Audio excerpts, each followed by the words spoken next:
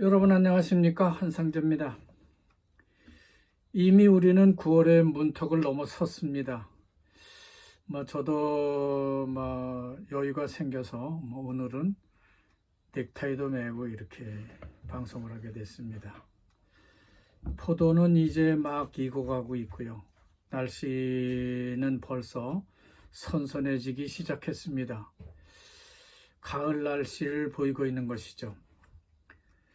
덥다 폭염입니다 이런 경보다 하면서 8월 한 달을 바쁘게 보내고 나니까 어느새 추석이 성큼 우리 앞으로 다가오고 있습니다. 영동과 추풍령 사이의 황간 산자락에서는 예초기로 조상산소를 다듬는 소리가 나고 있습니다. 추석을 알리고 있는 소리라고 볼 수 있죠. 그런가 하면 우리가 어릴 때 축의운동회에서 반바지 운동복을 갖춰 입고 줄 맞춰 서서 가을은 푸르거나 우리들은 잘한다로 하는 그런 노래를 부르던 때가 생각납니다. 그때 펄럭이던 만국기와 풍선은 그때만 해도 참 우리한테는 귀한 소품 중에 하나였죠. 이제는 그런 걸 볼 수 없으니까 참 아쉽다는 생각이 참 많이 듭니다. 자, 그럼 인도네시아로 내려가 보겠습니다. 오늘 톱 뉴스는 별 다른 뉴스가 없습니다. 다만 프랑스 파리 패럴올림픽 배드민턴 남녀 복식 일본과의 경기 장면이 사진으로 소개되고 있습니다. 또 국내 지방선거 소식이 전해지고 있는데요.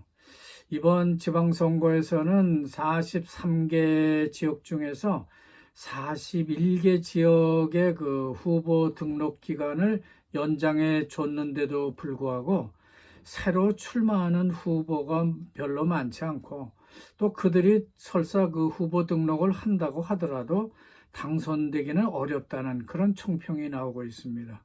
워낙 기존 정치인들이 정당별로 모여서 단일 후보를 내고 있기 때문에 그렇다는 것이죠. 그리고 프란치스코 교황 자카르타 방문 소식이 계속해서 이어지고 있습니다. 특히 교황을 위해서 찬양을 준비하는 어린이들의 진심 어린 마음을 전하고 있습니다. 사실상 프란치스코 교황과 함께하는 그 대미사는 인도네시아의 카톨릭 신자들에게 있어서는 아주 특별하고 인생에 한 번밖에 없는 그런 행사가 될 수 있기 때문에 아주 중요한 것 같습니다. 이 찬양 관계자들은 그래서 교황의 그 스나얀 미사 집전 성공을 위해서 시간과 돈 그리고 에너지를 모두 희생하고 있다고 그렇게 전해지고 있습니다. 지금 발리 공항에는 발리 누사두아의 거기서 개최되는 인도네시아 아프리카 2024년 포럼에 참석하기 위해서 아프리카 정상들이 속속 입국하고 있다는 사진 뉴스가 전해지고 있습니다. 오늘은 특히 르완다 대통령 아주 키가 큰데요. 그 르완다 대통령이 발리 전통 복장을 한 어린 아이들 그 무용수들이 환영을 하고 있는 그런 모습이 전해지고 있습니다. 2024년 IAF 2차 포럼은요, 인도네시아가 아프리카를 포용하는 그런 대회로 지구 남반구 나라들의 안보를 강화하겠다는 그런 국제 포럼이라고 할 수 있겠습니다. 인도네시아와 아프리카는 상호 번영을 증진하고 또 선진국들과의 경제적 차별에 맞서 싸워서 그들 나라와 동등한 이해관계를 이루겠다는 일정의 유유상종격인 국제 포럼을 하고 있는 것 같습니다. 어쨌든 9월 1일부터 3일까지 IAF 2024년 국제 포럼의 주제는 아프리카 2063 의제를 위한 반둥 정신이라고 밝히고 있습니다. 그러니까 이 포럼은 1955년 반둥에서 열렸던 반둥회의, 그러니까 아시아 아프리카 회의의 그 뿌리를 두고 있다고 하는 것을 밝히고 있는 겁니다. 이번 회의에서는 경제 협력에 초점을 두고 진행할 예정이라고 하는데 먼저 에너지 안보, 또 식량 안보, 보건 안보, 광물 안보 이렇게 4개 분야의 안보를 이 포럼에서 다룰 예정이라고 합니다. 그러니까 이들 나라들은 뭐 이런 자원은 가지고 있지만 그것을 뭐 어떻게 할 수 없는 자본이 없는 가난한 나라들이기 때문에 이런 거에 중점을 두고 포럼을 하려는 것 같습니다. 2018년 처음 개최된 IAF 아프리카 국가들과의 경제 협력을 증진하기 위해서 인도네시아의 외교적인 그런 그 결과라고 이것을 볼 수 있겠습니다. 개발도상국의 리더라고 볼 수 있겠죠. 그렇지만 그 개발도상국으로 있는 그 인도네시아가 아프리카 가난한 국가들과 동병상련의 정신과 그 가치를 공유하고 있기 때문에 관심사도 쉽게 이들은 일치하고 있는 것 같이 보이고 있습니다. 아프리카는 2026년, 그러니까 한참 남은 목표를 세우고 있는데요. 거기에 반해서 인도네시아는 2045년 골든 인도네시아 비전이라고 하는 그런 목표를 정해놓고 있습니다.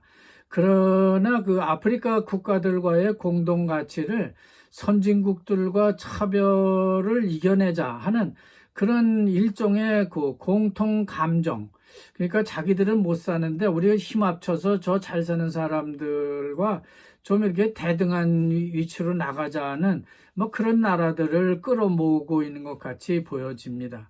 하여간 2045년에 인도네시아가 번영을 이루고 또 2026년에 아프리카가 번영을 이루겠다고 하는 그런 목표를 다루고 있는 것이죠. 이런 목표를 이루기 위해서는 인도네시아는 많은 돈을 써야 할 것입니다. 이런 자금이 없으면은 수하르토 전 대통령처럼요, 쌀을 어떻게든 지원해 주든가 해야 할 것입니다. 그러니까 당근을 주고 자, 우리 말을 듣고 우리랑 같이 협력하자 이래야만 아프리카 국가들이 거기에 동조를 할 것이기 때문에 그렇다는 겁니다. 인도네시아의 2045년 골든 비전은요, 무엇보다도 국민 1인당 국민 소득을 3만 달러로 잡고 있습니다. 빈곤율은 지금 1%는 안 됩니다만 0%로 끌어내려서 불평등 그 요소를 제거하고 말하자면 빈부격차를 줄이고 배출량을 96%까지 끌어내려서 선진국이 되겠다는 그런 비전을 내고 있습니다. 한편 아프리카는 2063년까지 포용적 성장과 지속 가능한 발전을 통해서 글로벌 강국으로 만들어 나가고 또 평화롭고 안전한 아프리카로 만들면 어떻겠냐 하는 그런 포럼을 하고 있는 겁니다. 그런 목표를 달성하기 위해서는 인도네시아와 아프리카가 갖고 있는 엄청난 경제적 잠재력을 누구 각자 하지 말고 우리 같이 공동 개발하자 하는 그런 제안을 하고 있습니다. 하지만 지금 인도네시아는 쌀 자급을 못해서 전전긍긍하고 있습니다. 인도네시아 블록은 국내 쌀 재고량 부족 사태를 막아야 하고 시중의 쌀 가격의 급등을 막기 위해서는 추가로 120만 톤의 쌀을 수입하기로 결정했다고 말했습니다. 특히 2024년 후반기에 쌀 생산량이 뚝 떨어질 것을 우려해서 금년 12월 이전에 약 300만 톤에 달하는 쌀을 수입을 다 마쳐야 한다고 말하고 있습니다. 인도네시아 정부는 2024년에 360만 톤의 쌀을 수입하도록 승인한 바가 있는데요. 그거 가지고도 모자란다고 하는 거죠. 그 중에서 2024년 7월까지 실제로 쌀을 240만 톤 수입을 완료했습니다. 그러나 아직도 쌀 수입 쿼타는 120만 톤, 360만 톤 중에서 120만 톤이 아직도 남아있기 때문에 별도의 국회 승인 절차 없이 2024년 10월 이전에 이것만 수입하면 인도네시아 쌀 자급은 쌀은 더 이상 부족하지 않을 것으로 그렇게 예상을 하고 있는 겁니다. 그리고 팜 농장의 그 진로에 갑자기 먹구름이 끼고 있는 것 같은 뉴스가 전해지고 있습니다. 인도네시아가 인도가 자국의 농민들을 보호하기 위해서 CPO 같은 식물성 기름 수입에 대한 관세 인상을 고려하고 있다는 뉴스가 인도네시아에 전해지고 있기 때문에 그런 겁니다. 그렇게 인도가 수입 관세를 높이게 되면요, 인도네시아가 큰 타격을 입을 수밖에 없을 겁니다. 그것은 인도가 세계 최대의 식물성 기름 수입국이기 때문에 그런 거죠. 그것은 인도가 세계 최대의 기름 수입국인데요. 지금 식용유 수요, 그러니까 전 세계 수요의 약 70% 이상을 인도는 수입에 의존하고 있다고 하는 것이죠. 인도는 주로 인도네시아를 비롯해서 말레이시아, 태국에서 팜 식용유를 구입하고 있는 중입니다. 그런데 인도가 자국 농민들을 보호하기 위해서 식물성 수입 관세를 대폭 올리게 되면은 지금까지 인도네시아가 인도로 수출하던 CPO 물량은요, 다른 수입국을 찾아 나서거나 아니면 인도네시아가 자체적으로 소비를 늘려야만 할 지경에 달하게 될 겁니다. 그렇기 때문인지 인도네시아 정부는 선제적으로 바이오 디젤 혼합 비율을 50%까지 끌어올리겠다고 말하고 있습니다. 그러면 바이오 디젤 공장의 생산 능력을 더 키워야 할 것입니다. 또 조코이 정부는 2025년인가부터 전기차로 모두 대체하려고 하는 계획을 발표한 바 있습니다. 그렇게 되면 국내 디젤 수요가 전기차가 소비하는 그만큼의 디젤이 남게 된다는 계산이 됩니다. 뿐만 아니라 인도네시아 자국 생산량도 급격히 줄어들고 있는 게 사실입니다. 적어도 수입하는 석유량과 국내 석유 생산량이 비슷해야만 인도네시아 국가 예산에 맞춰 나갈 수가 있는데 그 밸런스가 지금 깨지고 있는 겁니다. 그것도 큰 타격으로 보여지고 있기 때문에 골든 45 인도네시아는커녕 OECD 가입도 좀 물 건너가는 게 아닌가 하는 그런 생각도 듭니다. 하여간 그런 종합적인 분석은요, 다음에 다시 기회 날 때 하기로 하고요. 한국 대사관이 인도네시아를 방문하는 한국 사람들에게 주의사항을 공시하고 있는데요. 그 내용을 간추려 보면 다음과 같습니다. 인도네시아를 비롯한 다른 나라 가려면요, 여권 유효 기간이 6개월 이상 남아야 하는 거는 상식이라고 할 수 있겠습니다. 그러니까 출발 전에 유효 기간부터 체크를 해야 하는 것이죠. 그리고 정가랑 공항에 내려서 VOA 도착 비자를 받으려면은 35달러를 내야 하고요.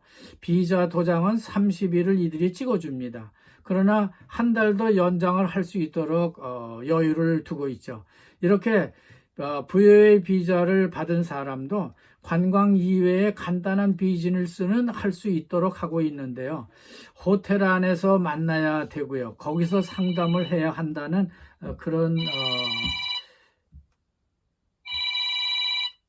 그런 말을 하고 있습니다. 여보세요? 네. 물 안 줘요. 나 좀 어디 가려고 그래요. 잠깐요. 나 방송 좀 하고요. 방송 중이에요. 예, 예. 다시 전화 드릴게. 예. 미안합니다. 이렇게 VL 비자를 받은 사람도 관광 이외에 간단한 비즈니스를 할 수 있도록 하기는 합니다. 그렇지만 이 비자를 가지고 무슨 공연을 한다든지 종교 행사를 한다든지 봉사활동을 한다든지 또 무슨 뭐 다큐멘터리 촬영을 하는지 하는 그런 일은 할 수 없습니다. 예전에는 입국 시에 세관 신고서도 작성을 했는데 지금은 종이에다가 신고서를 작성하지 않고 인천공항 출발 시에 인도네시아 세관 웹에 들어가서 신고서를 작성을 하고 QR코드로 찍어서 쩡까렌 공항에 있는 세관에게 보여줘야 합니다. 또 하나 더 생긴 제도가 하나 있는데요. 엠폭스 발생 지역을 다녀왔는지 안 왔는지를 체크하는 사투세핫 헬스 패스라는 것을 작성하도록 하고 있는데 이것도 작성을 한 후에 QR코드로 찍어서 공항 방역 공무원에게 보여줘야 그들이 그 QR코드를 찍어야만 입국할 수 있습니다. 그렇기 때문에 인천공항에서 출발할 때 항공사 직원에게 이 두 개의 웹을 받아서 거기서 작성을 하고 QR코드로 바꿔뒀다가 제출을 하면 편리하게 입국할 수 있을 것입니다. 그러니까 휴대폰은 필수고요. 휴대폰의 배터리가 공항까지 남아있도록 그렇게 유지하는 것이 필요하다고 하겠습니다. 자, 여기까지 하겠습니다. 감사합니다.